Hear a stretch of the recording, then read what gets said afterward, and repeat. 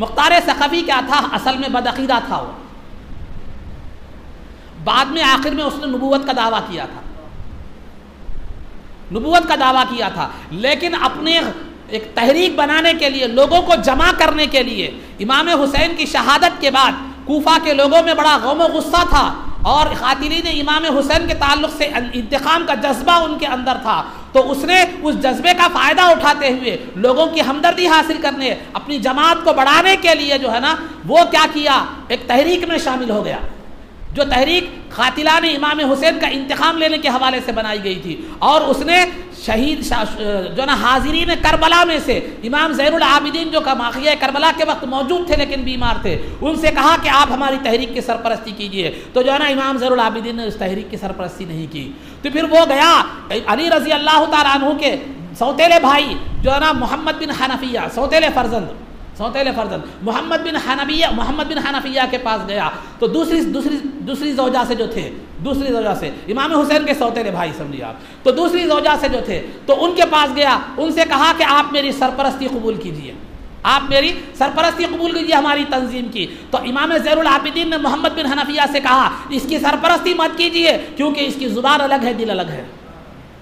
ये ज़ुबान से अहले बैत का इंतकाम लेने की बात कर रहा है, लेकिन इसका दिल उसके बिल्कुल मुखालिफ है, आप इसकी सरपरस्ती मत कीजिए। तो मोहम्मद बिन हनफिया ने इब्ने अब्बास रज़ी अल्लाह तआला अन्हुमा से मशवरा किया कि जो है ना, ये जो है ना, इसकी मैं सरपरस्ती कबूल करूँ या ना करूँ। तो इब्ने अब्बास रज़ी अल्लाह तआला अन्हु को उसके मकासिद का इल्म नहीं था, उसके अकायद के बारे में उतने वाज़ेह तौर पर उसके अकायद नहीं हुए थे। तो उसकी वजह से इब्ने अब्बास रज़ी अल्लाह तआला अन्हु ने एक मसलिहत के पेश नज़र कहा कि आप सरपरस्ती कबूल कर लीजिए।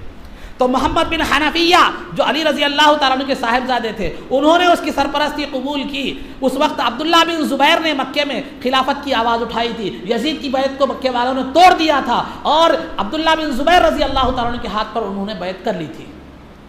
तो वो अब्दुल्ला बिन ज़ुबैर के साथ भी कुछ दिन रहा, लेकिन वहाँ उसकी दाल गलने ना पाई और जो है ना वहाँ वो अपने अकायद को फैला नहीं सका। तो आहिस्ता वो तंजीम में शामिल होकर मोहम्मद बिन हनफिया की सरपरस्ती हासिल कर ली। उसके बाद कहा कि मैं कूफा जाना चाहता हूँ, कूफा जाना चाहता हूँ। मोहम्मद बिन हनफिया की इजाज़त लेकर कूफा गया और कूफा जाकर उसने वहाँ पर यह ऐलान किया कि मैं कातिलीन इमाम हुसैन का इंतकाम लेना चाहता हूँ। तो लोगों के दिलों में जो है ना कातिलों के ताल्लुक से गुस्सा और गज़ब था। 1-2 साल हुआ था, 1 साल भी नहीं हुआ था वाक़या जो है ना करबला का वाक़या होकर, तो लोग जो है ना उस जज्बे में साथ देने लगे। उसकी एक कसीर जमात जमा हो गई, उसका एक कसीर लश्कर जमा हो गया। तो वो अब्दुल्ला बिन मुतीय जो कूफे का गवर्नर था, उसको माजूल करके वो कूफे पर कब्जा कर लिया और अपनी गुमराहियों की दावत देने लगा। आखिर में काफिर होकर मर गया, जिसके ताल्लुक से दावा नबूवत करके जो है ना इस दुनिया से चला गया, जिसके ताल्लुक से सरकार ने फरमाया, इमाम जलालुद्दीन सयूती रहमतुल्लाहि तआला अलैह ने तारीखुल खुलफा में सरकार की इस हदीस को बयान फरमाया है कि इन्ना फी सकीफिन कज़्ज़ाबन व मुबीरन,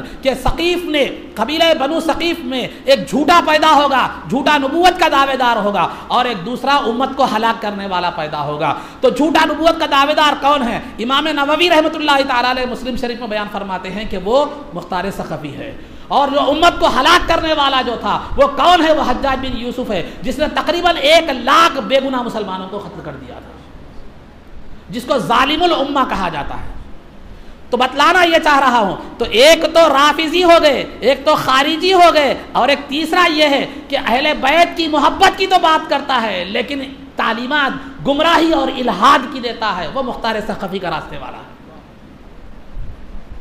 टाइटल और उन्वान अहले बैत का है, मोहब्बत का है, वो है, ये है, सब ठीक है, मगर दीन में तालीमात जो उसकी देता है उसके हवाले से टाइटल एक है, किताब एक है।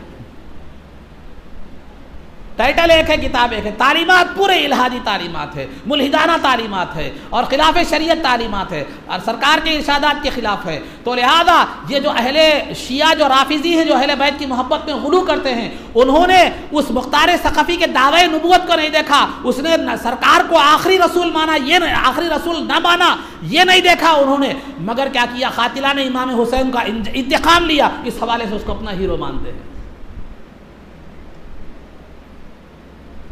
और बगदाद को जब गए तो वो जो मैंने बताया तीसरा जो मुख्तार सखफी के रास्ते पर चलने वाले, वैसे लोग बगदाद में जब गए तो गौसे पाक की ज़ियारत भी की, इमाम हुसैन की भी ज़ियारत की, फिर इमाम हुसैन के दुश्मन मुख्तार सखफी की भी ज़ियारत करके फातिहा खानी की। ये वाक़या नहीं है, हकीकत है।